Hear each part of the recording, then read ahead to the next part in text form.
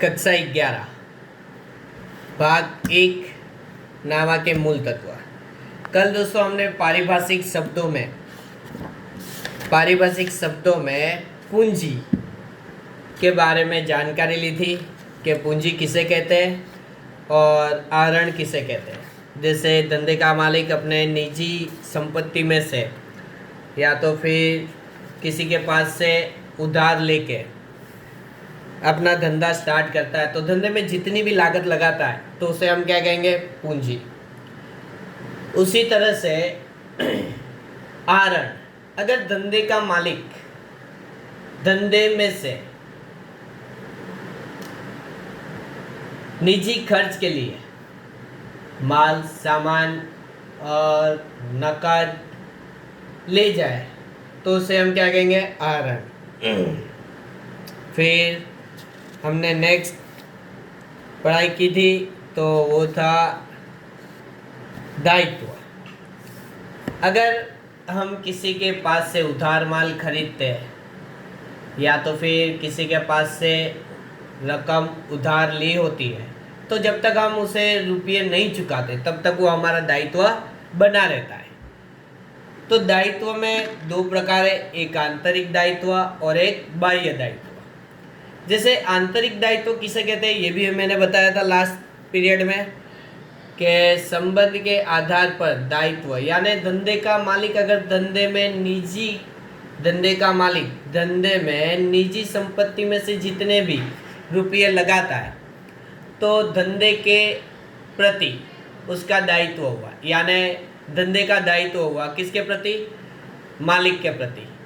तो धंधे का दायित्व होता है जो मालिक को भविष्य में वरतर देना होता है, यानी उसकी पूंजी लगी हुई होती है इसके लिए, तो ये आंतरिक दायित्व होता है धंधे का।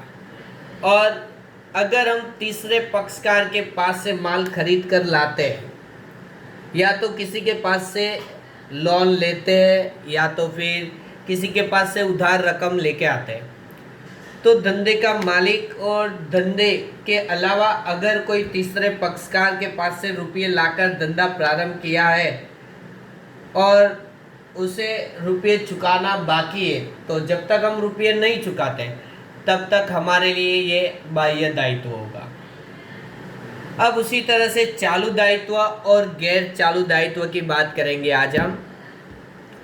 तो चालू दायित्व और गैर चालू दायित्व आंतरिक और बाह्य दायित्व पूर्व बताए अनुसार धंधा के अन्य व्यक्ति के संबंध के आधार पर निश्चित होते हैं, जबकि चालू और गैर चालू दायित्व समय के आधार पर निश्चित होते हैं। जैसे आंतरिक और बाह्य दायित्व पूर्व बताए अनुसार, यानी हमने पहले जो यहाँ पे बताया उसके हिसाब से दायित्व नक्की होते हैं, लेकिन संबंध के आधार पर।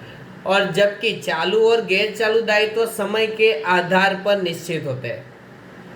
स्पष्टीकरण के लिए निम्नानुसार चीजें दी गई है। अगर हम कोई भी दायित्व 12 मास यानी 12 मंथ से ज़्यादा के लिए होता है, कोई भी दायित्व हमारा, तो वो गैर चालू दायित्व बन जाएगा।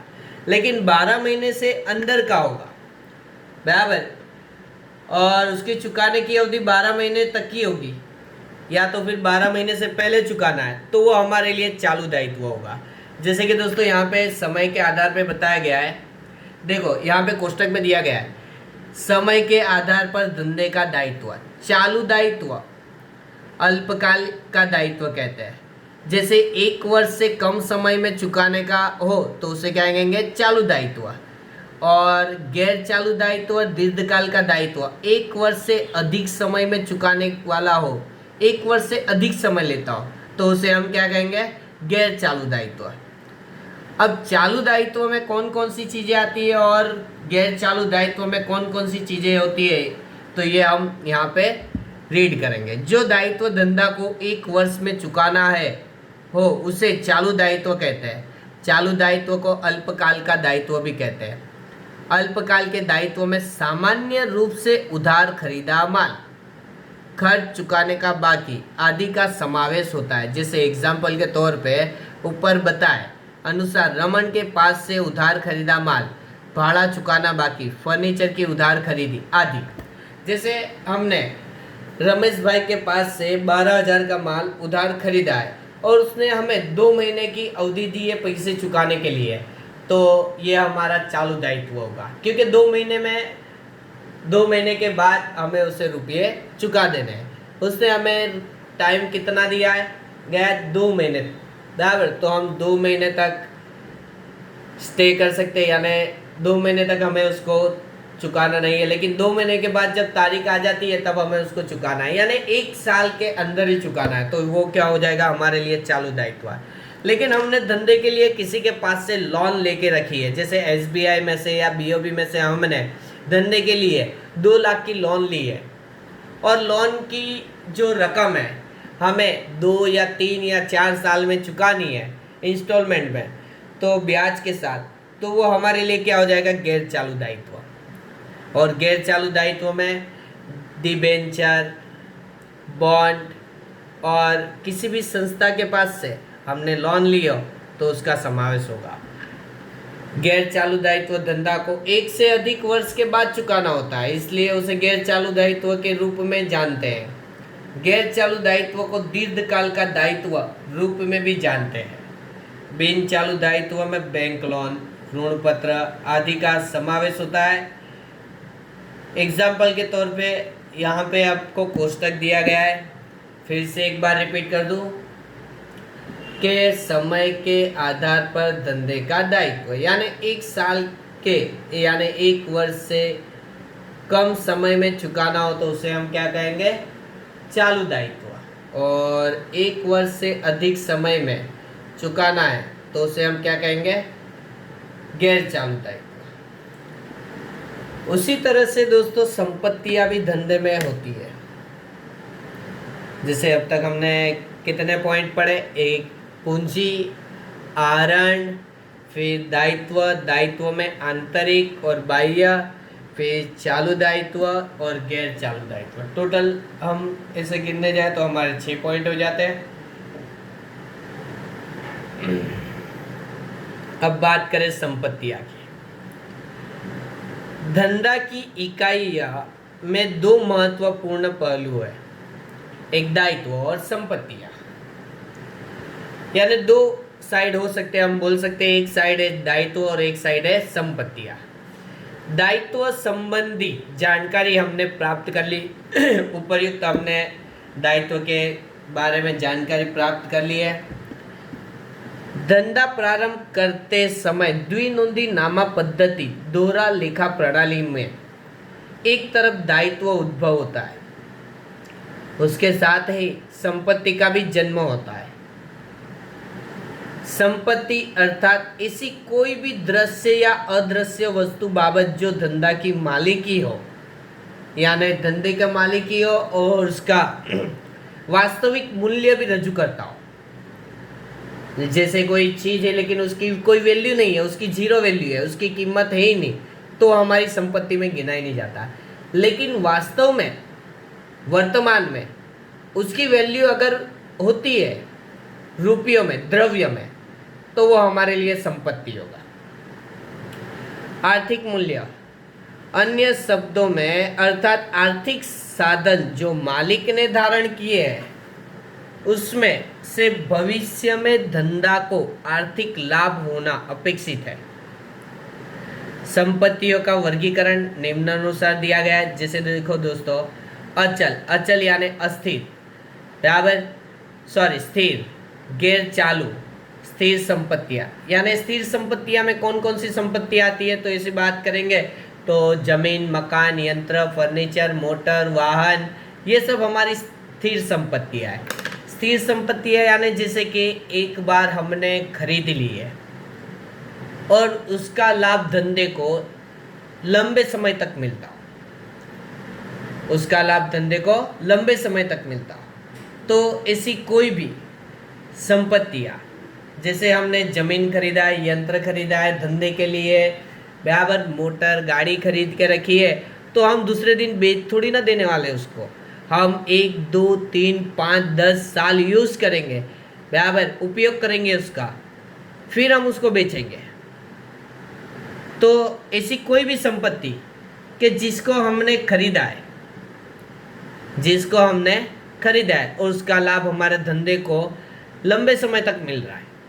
जैसे स्कूल चलाने के लिए बेंचेस खरीदते हैं, तो बेंचेस जो होती है, क्या रोज यानी आज नहीं लाए, आज खरीद के लाए तो कल बेच देंगे, ऐसे थोड़ी ना होता है। यानी वो बेंचेस जो है उसका कई सालों तक यूज़ होता है, 2 साल, 5 साल, 10 साल। तो ये क्या होगी हमारे लिए? स्थायी संपत्ति। चल संपत्ति यानी चालू संपत्ति, ऐसी कोई भी संपत्ति के जिससे रोज बरोज के व्यवहार से संपत्ति में बदलाव हो, परिवर्तन हो, इसी संपत्ति को हम चालू संपत्ति कहते हैं। और चालू संपत्ति की बात करें तो उसके अंदर देनदार, लेनी हुंडी, स्टॉक, रोकड़ ऑब्लिक बैंक शिल्लक यानी रोकड़ ऑब्लिक बैंक बैलेंस, फिर यानी छूटे औजार, तो इसी कोई भी संपत्ति है तो क्या होगी हमारे लिए? चालू संपत्ति। अवास्तविक संपत्ति, तो अवास्तविक संपत्ति तो उसका भी ऐसे ही है, जैसे एक बार खर्च करने के बाद उसका लाभ हमारे धंधे को लंबे समय तक मिले। जैसे विज्ञापन खर्च, फिर विकास संशोधन खर्च, उसके बाद है बाह्यदरी कमीशन, अगर हमने किसी को कमीशन देने पे काम पे रखा है तो उसका कमीशन का खर्च। तो ऐसी संपत्तियाँ है। अब बात करेंगे हम बिन चालू संपत्तियाँ की। फिर से यहाँ पे थियरी दी गई है तो उसको हम रीड करेंगे। तो बिन चालू स्थिर संपत्तियाँ, बिन चालू संपत्तियों की पहचान समय के आधार पर निश्चित होती है। बिन चालू दायित्व की तरह बिन चालू संपत्तियाँ भी 1 वर्ष से अधिक समय विधि के लिए होता है और दीर्घकाल की संपत्तियाँ और स्थिर संपत्तियों के रूप में भी पहचानते हैं। स्थिर संपत्तियों में जमीन, मकान, यंत्र, फर्नीचर, मोटर वाहन, ये सब स्थायी संपत्तियाँ हैं।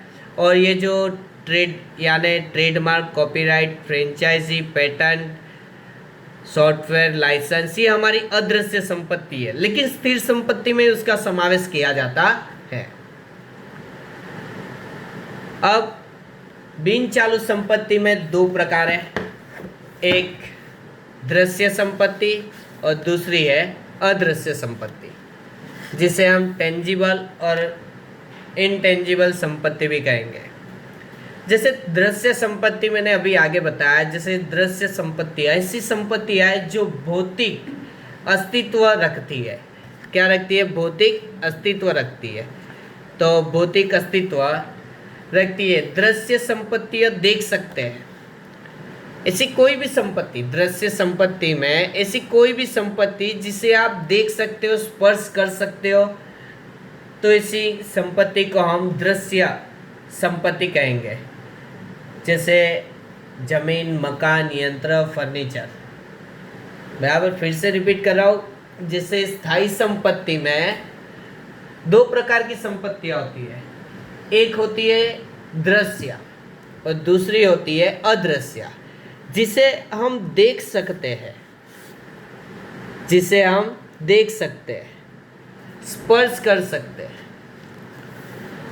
और उसका लाभ हमारे धंधे को लंबे समय तक मिले। ऐसी कोई भी संपत्तियाँ वो हमारे लिए क्या होगी? दृश्य संपत्ति। जैसे जमीन, मकान, यंत्र, फर्नीचर आदि का समावेश होता है। तो अदृश्य संपत्ति कौन कौन सी है? तो अदृश्य संपत्ति में दोस्तों आएगा ऐसी कोई भी संपत्ति जिसे हम देख नहीं सकते, स्पर्श नहीं कर सकते, लेकिन उसका मूल्य आंका जाए तो हमें उसके रुपये मिलते हैं। तो जिसे देख नहीं सकते, स्पर्श नहीं कर सकते, ऐसी कोई भी संपत्ति, तो हम उसे क्या कहेंगे? अदृश्य संपत्ति। अदृश्य शब्द ही इन संपत्तियों का अर्थ स्पष्ट करता है। अदृश्य संपत्तियां भौतिक रूप से नहीं होती, भौतिक स्वरूप में नहीं होती, उनको देखा या स्पर्श नहीं किया जा सकता। अदृश्य संपत्तियां भी बिन चालू संपत्तियां का उपयोग है, जैसे ट्रेडमार्क, कॉपीराइट, जैसे ख्याति, ट्रेडमार्क, कॉपीराइट, फ्रेंचाइजी, तो ऐसी कोई भी संपत्ति है, सॉफ्टवेयर लाइसेंस, तो ये हमारी अदृश्य संपत्ति है। अब जैसे कि एग्जाम्पल के तौर पे ले लेंगे हम, तो अभी जो धंधे की प्रतिष्ठा होती है, लेकिन धंधे की प्रतिष्ठा होती है तो उसका व्यवसाय अच्छा होता है, इसके लिए उसके धंधे की प्रतिष्ठा होती है। तो प्रतिष्ठा दिखती नहीं है लेकिन उसका मूल्य होता है। जैसे सूरत में देखने जाए तो जीवराज नंबर 9 चाय का बड़ा बिजनेस है, और उसके बाद है सुमूल या अमूल दूध, बाटा कंपनी के शूज़। तो ऐसी कोई भी कंपनियां होती है या फिर पेढ़ी होती है जिसका नाम होता है, तो ऐसे व्यवसाय को अगर बेचने जाए तो रुपये का मूल्य हमें अधिक मिलता है। तो ऐसी कोई भी धंधे की प्रतिष्ठा का मूल्य आंकते हैं तो उसकी वैल्यू ज़्यादा मिलती है, तो उसे हम क्या कहेंगे, अदृश्य संपत्ति। सिर्फ नाम होता है, नाम के पैसे लेते हैं, नाम का मूल्य होता है, तो उसे हम क्या कहेंगे, अदृश्य संपत्ति। अब बात करेंगे चालू संपत्तियां। यह ऐसे प्रकार की संपत्तियां हैं जिनका समय काल 1 वर्ष से कम है, 1 वर्ष से कम है। इन संपत्तियों का रोकड़ में रूपांतर हो सकता है। धंधा के रोज बरोज के व्यवहारों के लिए इन संपत्तियों का उपयोग होता है। इन संपत्तियों में रोकड़ शेष, बैंक शेष, देनदार, लेनी हुंडी, कच्चा माल का स्टॉक, तैयार माल का स्टॉक आदि का समावेश होता है। जैसे कौन कौन सी संपत्ति, फिर से रिपीट करेंगे हम, रोकड़ शेष, बैंक शेष, देनदार, लेनी हुंडी, कच्चा माल का स्टॉक, तैयार माल का स्टॉक आदि का समावेश होता है। धंधा या व्यापार की वस्तुओं को माल के रूप में पहचानते हैं। जैसे कि अनाज के व्यापारी के लिए अनाज माल कहा जाएगा। तो ऐसी कोई भी संपत्तियां जिसका व्यवहार, जैसे कि रोज बरोज के व्यवहार से संपत्ति में वृद्धि या कमी होती है, तो उसे हम क्या कहेंगे, चालू संपत्ति। उसी तरह से दोस्तों प्रवाही संपत्तियां है। प्रवाही संपत्ति धंधे की तरलता दर्शाते हैं। स्टॉक के अलावा बाकी जितनी भी चालू संपत्तियां है, यानी चालू संपत्ति में से अगर आप स्टॉक को निकाल देते हो तो बाकी जितनी भी संपत्तियां है तो हमारे लिए क्या हो जाएगी, प्रवाही संपत्तियां। चालू संपत्तियों के प्रकार के रूप में प्रवाही तरल संपत्तियां पहचानी जाती है। स्टॉक के अलावा सभी चालू संपत्तियों को प्रवाही संपत्ति कहते हैं। अगर आपको क्वेश्चन पूछा जाए एग्जाम में कि प्रवाही संपत्ति किसे कहते हैं, तो आप इसे लिख सकते हो एक मार्क्स के क्वेश्चन में, स्टॉक के अलावा सभी चालू संपत्तियां को प्रवाही संपत्तियां कहते हैं। ये शॉर्ट में आपको 1 मार्क्स में पूछा जाए तो आप इजीली ये लिख सकते हो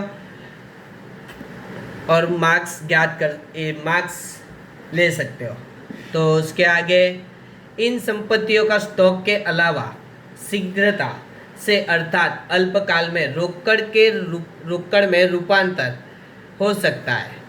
उदाहरण, देनदार, लेनी हुंडी आदि का शीघ्रता से रोकड़ में रूपांतर हो सकता है। यानी ऐसी कोई भी संपत्ति, ऐसी कोई भी चालू संपत्ति जिसका स्पीडली रोकड़ से या फिर बैंक में कन्वर्ट कर सकते हैं हम, तो उसे हम क्या कहेंगे, प्रवाही संपत्ति। वास्तविक संपत्तियां, ऐसी कोई भी संपत्ति जिसका भौतिक मूल्य हो और वर्तमान में उसकी कीमत आंकी जा सकती है, या तो फिर उसकी कीमत प्राप्त हो सकती है बेचने से, तो उसे हम क्या कहेंगे, वास्तविक संपत्तियां। वास्तविक संपत्तियां अर्थात जिनका वास्तव में मूल्य होता है। इन संपत्तियों का रोकड़ में रूपांतर हो सकता है। इन संपत्तियों में दृश्य, अदृश्य, चालू संपत्तियों का समावेश किया जाता है।